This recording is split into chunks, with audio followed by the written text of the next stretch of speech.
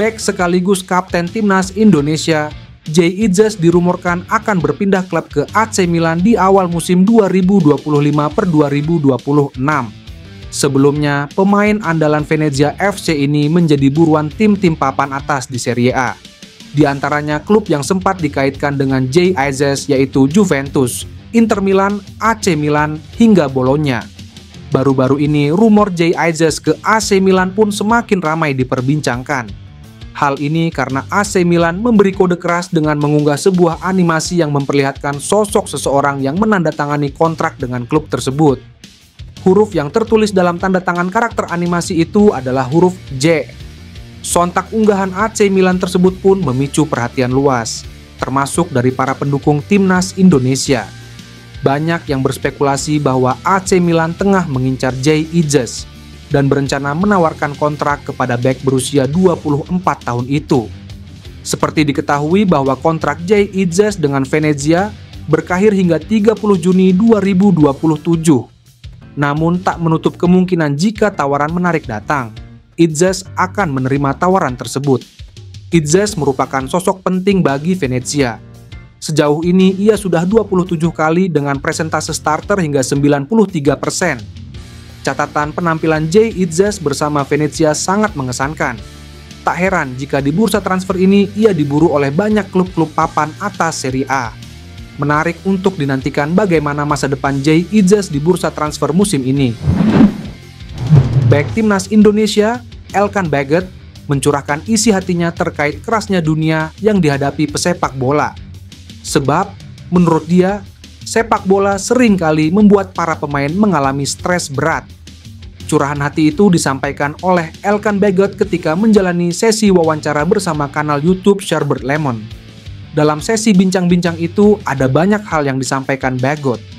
Menurut pemain berusia 22 tahun itu, penting bagi pesepak bola untuk memiliki support system. Sebab, saban hari, mereka menghadapi tekanan yang tinggi, baik ketika berlatih maupun bertanding.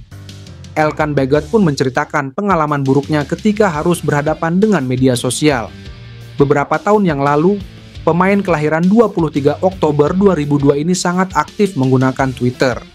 Bahkan, sesaat setelah pertandingan berakhir dan masuk ke ruang ganti, Elkan Baggett langsung membuka Twitter untuk mengetahui apa respons dari orang-orang terkait dengan penampilannya di atas lapangan.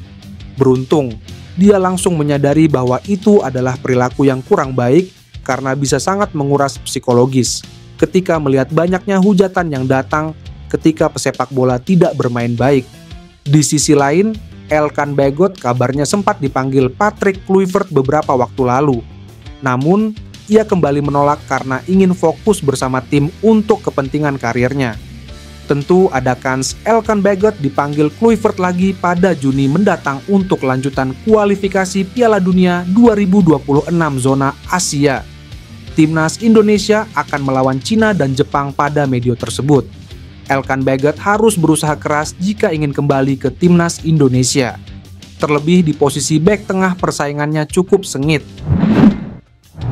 Wakil kapten Leeds United Pascal Struijk menjadi salah satu pemain kelas Eropa yang kabarnya masuk dalam radar naturalisasi timnas Indonesia. Rumor tembok kuat Leeds United itu akan gabung timnas Indonesia bahkan sampai jadi sorotan media asal Korea Selatan. Lantas benarkah sang pemain yang berlaga di klub EFL Championship Leeds United itu akan merapat ke skuad Garuda? Disitat dari akun Facebook Garuda 11, rumor naturalisasi Pascal Struijk jadi sorotan media Korea Selatan NATE. Dalam ulasannya, media Korsel itu menyebut bahwa naturalisasi timnas Indonesia menjadi liar pasca pemecatan Shin Tae-yong. PSSI masih melanjutkan proyek naturalisasi liar yang memberi kekuatan kepada pelatih timnas Indonesia saat ini, Patrick Kluivert, tulis media Korsel itu. Bahkan rumornya, ada sejumlah pemain kelas Eropa lainnya yang juga masuk dalam radar PSSI untuk dinaturalisasi. Nah, jika Pascal Struijk jadi diproses, maka ia akan jadi pemain termahal timnas Indonesia. Menariknya lagi, Struijk diyakini bakal memperkokoh tembok bertahan Garuda bersama sang kapten timnas Indonesia, Jay Idzes. Jabatan Direktur Teknik PSSI sampai saat ini masih kosong. Ketua Umum PSSI Erick Thohir buka-bukaan bahwa sosok yang akan mengisi posisi strategis tersebut masih dalam proses pencarian dan belum diputuskan. Sudah cukup lama PSSI tidak memiliki direktur teknik definitif. Orang terakhir yang menjabat posisi ini adalah Indra Syafri yang mundur dari jabatan tersebut lantaran dipercaya menjadi pelatih timnas Indonesia U20 di ajang Piala Asia U20 2025. Hingga kini posisi direktur teknik tetap lowong. Dalam beberapa bulan terakhir, PSSI justru lebih dulu menunjuk Jordi Cruyff sebagai penasihat teknis untuk federasi. Penunjukan Cruyff memunculkan spekulasi bahwa federasi lebih fokus pada pembenahan struktur dan strategi jangka panjang timnas, ketimbang terburu-buru menunjuk direktur teknik.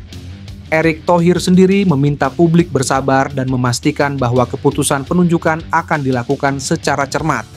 Posisi direktur teknik memang memiliki peran vital dalam pengembangan sepak bola nasional. Selain menyusun program pembinaan, orang yang duduk di kursi ini bertanggung jawab terhadap arah teknis dan filosofi permainan dari seluruh jenjang timnas Indonesia, mulai dari U19, U20, U23, hingga tim senior. PSSI diyakini tengah mempertimbangkan sosok dengan latar belakang kuat dalam pengembangan pemain usia muda, memahami kultur sepak bola Indonesia, serta mampu bersinergi dengan pelatih kepala timnas. Direktur teknik dibutuhkan supaya lebih tertata kepengurusannya. Selain timnas Indonesia U17 yang berjuang di Piala Dunia U17 2025, masih ada timnas Indonesia U23 yang akan menjalani kualifikasi Piala Asia U23 2026 pada September 2025. Media Belanda Voetbal Premier mengatakan bahwa Tristan Guyger bakal merapat ke timnas Indonesia.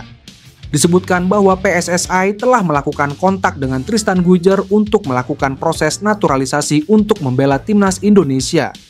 Ya, Tristan Guyger digadang-gadang bakal menjadi pemain berikutnya yang akan dinaturalisasi oleh PSSI. Kabar tersebut menyusul isu Miliano Jonathan yang akan merapat ke timnas Indonesia setelah ayahnya melakukan prosesi mualaf. Federasi Sepak Bola Indonesia sekarang telah menghubungi Tristan Guyger.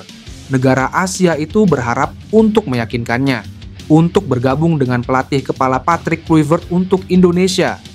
Bunyi keterangan unggahan Voetbal Premier dalam Instagram. Seperti diketahui, sebelumnya dikabarkan bahwa Miliano Jonathan akan memperkuat timnas Indonesia saat menghadapi Cina.